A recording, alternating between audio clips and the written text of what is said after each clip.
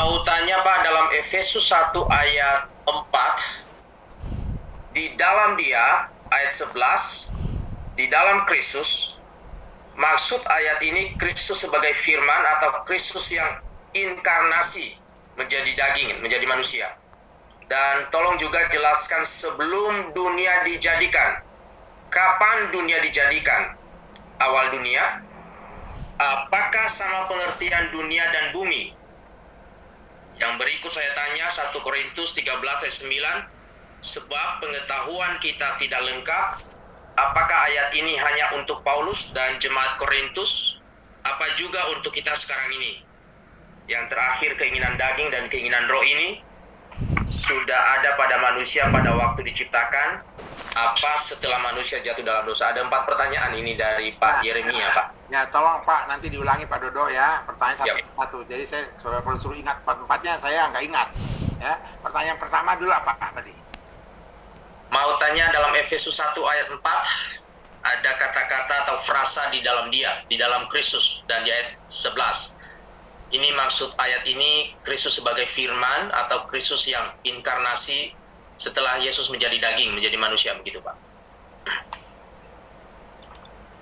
Jadi kalau dikatakan dalam Efesus 1 ayat 4, sebab di dalam dia Allah telah memilih kita sebelum dunia dijadikan. Ingat bahwa Yesus sudah ada sebelum dunia dijadikan. Di sini berbicara Yesus sebagai firman. Ya. Kalau berbicara sebab dalam dia Allah telah memilih sebelum dunia dijadikan, atau sebelum dunia dijadikan, atau sebelum diciptakan oleh Tuhan, jadi pada awal-awalnya itu berbicara firman. Ya, karena Yohanes 1 ayat 1 mengatakan pada mulanya adalah firman. Firman itu bersama-sama dengan Allah. Firman itu adalah Allah. Jadi kalau berkata Yesus dalam konteks mula-mula, itulah yang disebut adalah firman. Yohanes 1 ayat 14 dikatakan firman itu sudah menjadi daging. Nah, di sini dikatakan sebab di dalam dia Allah telah memilih kita sebelum dunia dijadikan. Artinya berbicara sejak sebelum penciptaan dunia. Pada mulanya. Nah, itu adalah Yesus sebagai firman. Mudah-mudahan ini menjawab ya. Paham ya Pak Yeremia? Jadi dikatakan lagi Efesus 1 ayat 4 dikatakan sebab di dalam Yesus Allah telah memilih kita sebelum dunia dijadikan. Ini sedang berbicara pada mula-mula. Maka yang mula-mula itu adalah Yesus sebagai firman. Karena pada mulanya adalah firman, firman itu bersama-sama dengan Allah, firman itu adalah Allah sendiri, dan firman itu telah menjadi daging, dan kita tinggal di antara kita telah melihat kemuliaan dan seterusnya, yaitu Yohanes 1 ayat 14. Nah sekarang Efesus 1 ayat 11. Rasul Paulus berkata, aku katakan di dalam Kristus, kalau kita perhatikan dulu dari ayat yang ke-8. Sebab ia telah menyatakan rahasia kehendaknya kepada kita sesuai dengan rencana kerelaannya, yaitu rencana kerelaan yang dari semula telah ditetapkannya di dalam Kristus. Sini dikatakan sejak semula di dalam Kristus. Sedang berbicara dari semula, itu artinya firman. Sebagai persiapan kegenapan waktu untuk mempersatukan di dalam Kristus sebagai kepala segala sesuatu, baik yang di sorga maupun yang di bumi. Dia sudah berbicara sekarang mengenai di bumi. Aku katakan di dalam Kristus karena di dalam dialah kami mendapat bagian yang dijanjikan. Kami yang dari semula ditentukan untuk menerima bagian itu sesuai dengan maksud Allah yang di dalam segala sesuatu bekerja menurut keputusan kehendaknya. Konteks dari Efesus 1 ini ayat 3 dan seterusnya itu sedang menunjukkan bahwa kita ini manusia yang dipilih ini sudah dipilih sejak semula. Maka konteksnya adalah di dalam dia adalah di dalam awal muasalnya kita ada, yaitu bersama-sama Kristus itu dalam bentuk firman. Jadi bukan dalam bentuk tadi istilahnya reinkarnasi. Inkarnasi. Ya. Mengambil rupa menjadi manusia. Ya. Jadi belum dalam bentuk seperti itu. Masih dalam bentuk dari bicara soal kita sudah dipilih sejak awal, gitu ya. Kita dipilih sejak semula. Ya, sebelum dijadikan kita sudah dipilih seperti itu. Jadi konteksnya seperti itu. Yang kedua apa pertanyaannya, Pak? Baik, pertanyaan kedua, menjelaskan kata-kata sebelum dunia dijadikan. Kapan dunia dijadikan? Apakah pengertian duniawi dan bumi yang tadi disinggung soal kosmos, Pak? Silakan, Pak. Ya, jadi begini, Pak, ya. Allah menciptakan ciptaannya itu bukan hanya bumi. Ya, kalau kita perhatikan di dalam kitab Kejadian, bagaimana Allah menciptakan itu, ya semua dunia yang diciptakan itu dunia semuanya. Ya. Nah, kalau kita mempermasalahkan sekarang yang dimaksud sini sebelum dunia dijadikan tuh buminya belum dijadikan atau sebelum dunia. Karena namanya dunia itu adalah alam semesta, ya, semuanya, bintang, bumi dan sebagainya.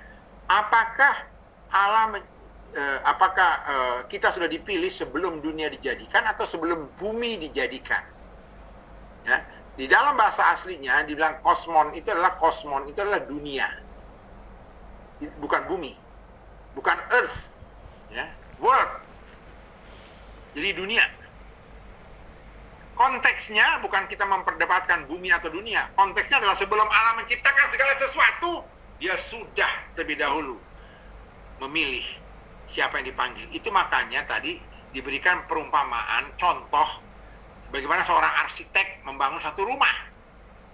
Bagaimana seorang sutradara membuat satu film. Artinya apa? Sebelum dia memulai sesuatu, dia sudah membuat dulu rancangannya.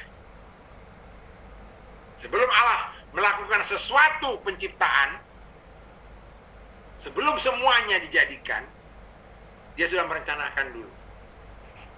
Dan di dalam rencana itu sudah ada kita-kita yang dipilih, dipanggil, sudah ada orang-orang yang mana yang dihukum dan dibinasakan. Itu konteksnya seperti itu, Pak. Jadi tidak memperdebatkan mana duluan dibangun, bumi atau dunia, apakah saya dijadikan sebelum bumi dijadikan, apakah saya diciptakan sebelum dunia yang dijadikan. Konteksnya adalah sebelum Allah memulai segala sesuatu itu, Allah sudah terlebih dahulu mempersiapkan kita, memilih kita. Itu kira-kira Pak Pradodo. Baik. Yang berikutnya menanyakan perihal 1 Korintus 13 ayat 9. Sebentar. Saya akan bacakan 1 Korintus 13 ayat 9.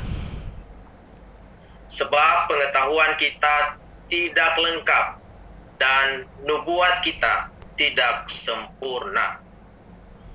Yang ditanyakan, apakah ayat ini hanya untuk Paulus saja waktu itu dan jemaat Korintus atau untuk kita juga sekarang ini? Ya begini, Pak, ya.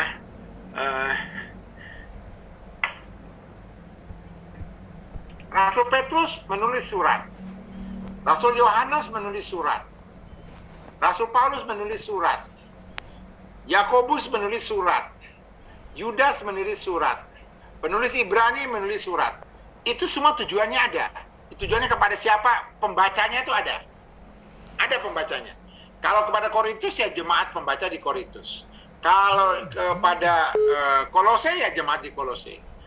Yohanes menuliskan suratnya kepada siapa? Kepada murid-muridnya Yohanes. Penulis Ibrani kepada siapa? Kepada orang-orang yang Yahudi yang percaya pada Kristus yang tersebar di perantauan. Semua ditujukan pada jemaat-jemaat yang bersangkutan. Itu satu, Pak, ya. Namun nih, Pak, ya. Kalau kita perhatikan hampir semua, tidak semua. Hampir semua itu di ayat-ayat awal diberitahu kriteria jemaatnya itu kayak apa. Ya, kayak misalnya Rasul Petrus. Dalam surat Rasul Petrus dikatakan begini, dalam surat Rasul Petrus. 1 Petrus 1 misalnya, yang ayat 2 sudah kita bacakan tadi. Orang-orang yang dipilih, yang disucikan oleh Roh, supaya taat kepada Kristus, yang menerima percikan darah. Jemaat di Korintus dikatakannya begini. Korintus ini. 1 Korintus 1 coba ya, kita lihat 1 Korintus 1.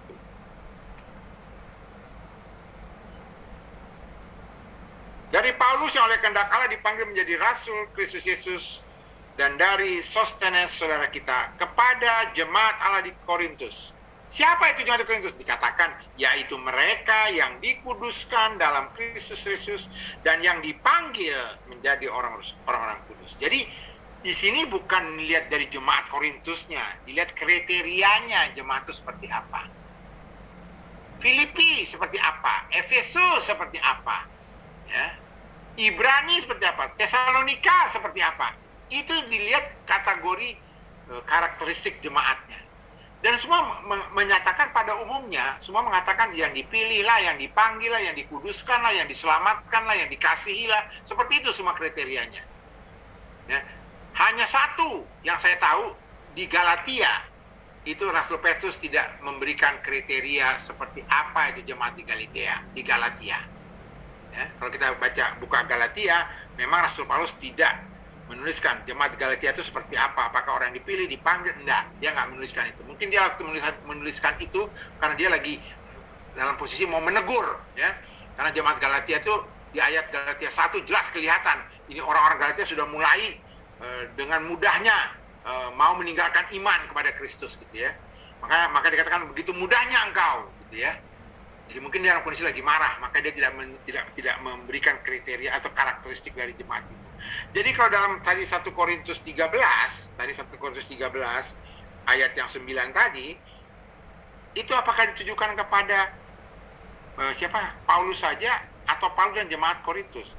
Kalau kita perhatikan, sebab pengetahuan kita, dikatakan kita, itu artinya siapa? Kita itu siapa yang dimaksud dimaksud Paulus?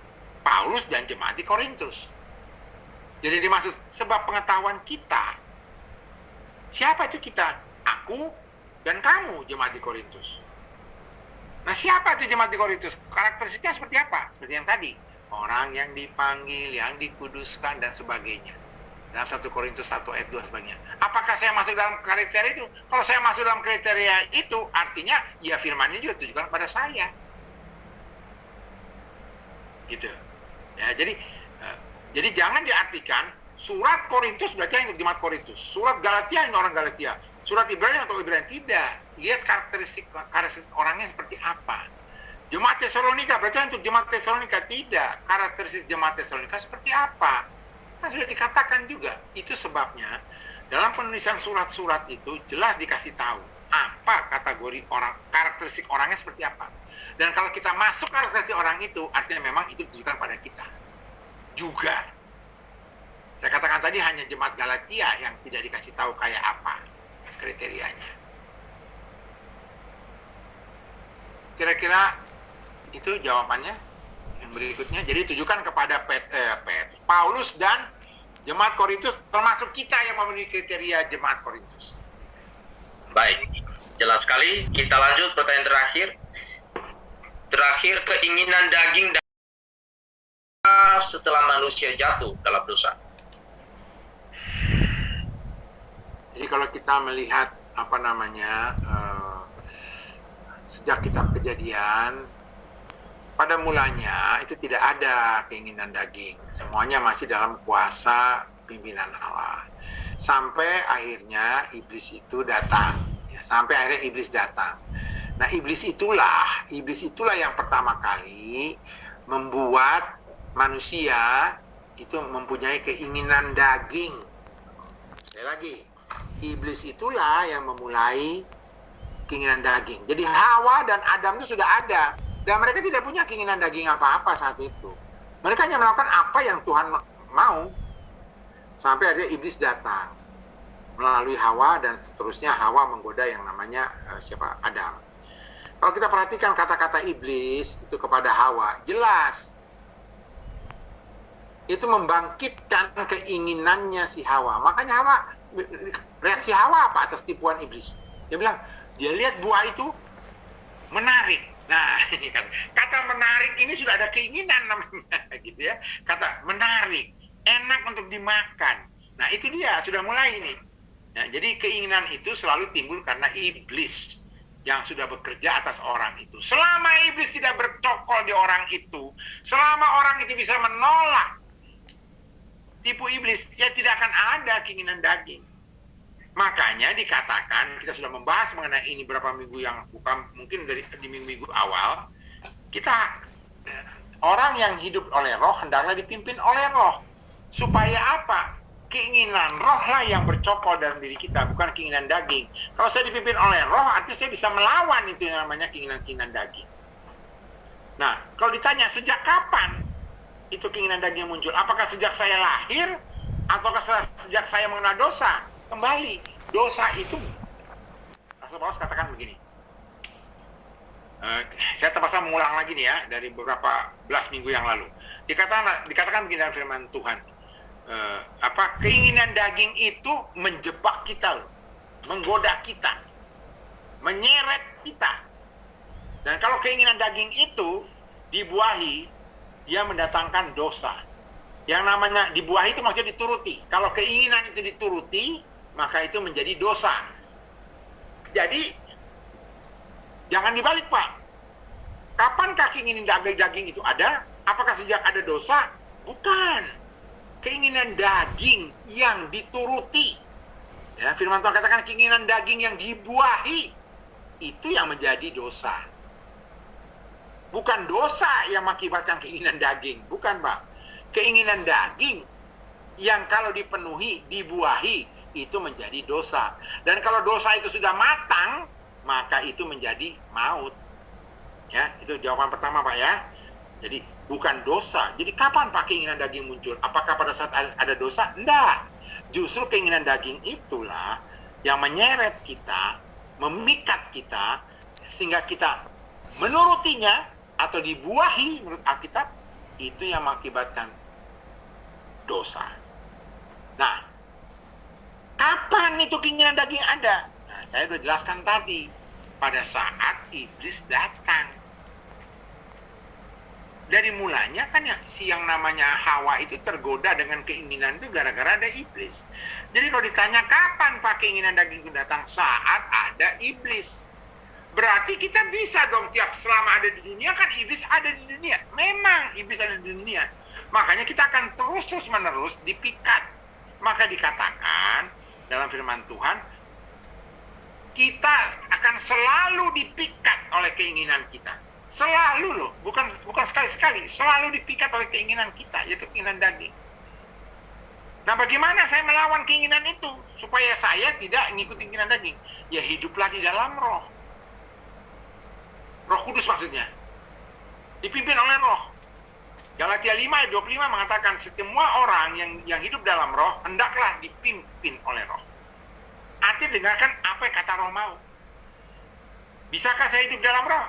Bisa. Masalahnya belajar, kita mau nggak belajar dipimpin oleh roh? Itu aja. Mau nggak belajar? Contoh kita punya sinode. Masing-masing di sini kan hamba Tuhan punya sinode. Punya sinode sendiri-sendiri kan? Mau nggak saudara dipimpin oleh sinode itu? Mau, Pak. Bagaimana caranya? Ya tiap hari belajar mentaati aturan-aturan sinodenya. Gitu. Kalau saudara mulai milih-milih, yang ini oke, yang sana enggak, ya itu namanya tidak belajar menuruti aturan sinodenya. Gitu. Kalau saudara ingin hidup dalam roh, ya ikutilah pimpinan roh. Belajarlah setiap hari mau dipimpin oleh roh. Jadi sekali lagi, iblis yang mengakibatkan kita tiap saat selalu dipikat oleh keinginan. Begitu firman Tuhan. Silakan lihat materinya waktu kita berbicara soal keinginan daging. Di materi itu yang saya sudah kirimkan ke masing-masing grup, itu judulnya keinginan. Ya, pada saat kita berbicara soal jiwa. Ya, saat jiwa itu kita bicara soal pikiran, keinginan, dan perasaan. Nah, ada salah satu yang adalah mengenai keinginan. Itu disebabkan karena keinginan yang selalu memikat kita, menyeret kita. Itu disebabkan kapan mulainya keinginan daging? Saat iblis datang. Supaya saya bisa menghalau iblis, hiduplah dipimpin oleh roh. Hiduplah, fokuslah kepada iman yang sudah kita pelajari tadi. Karena iman itulah yang bisa memadamkan semua anak panah berapi. Iman itulah yang bisa mengalahkan semua musuh-musuh Allah. Itu kira-kira Pak Dodo. Puji Tuhan. Silakan kepada Bapak Yeremia Supianto jika ingin merespon, karena keempat pertanyaan Bapak sudah dijawab. Silakan Pak Yeremia.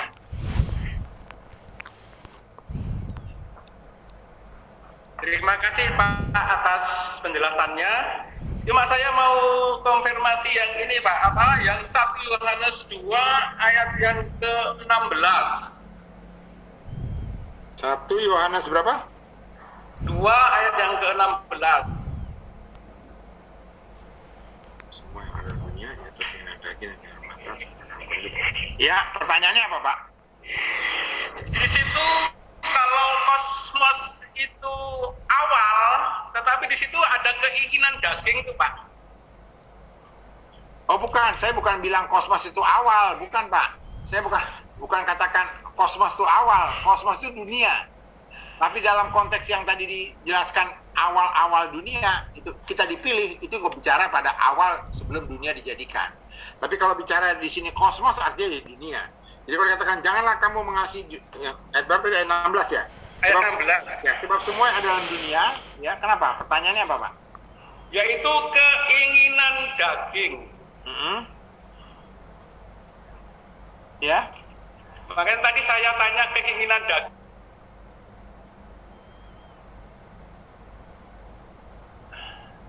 Halo Pak?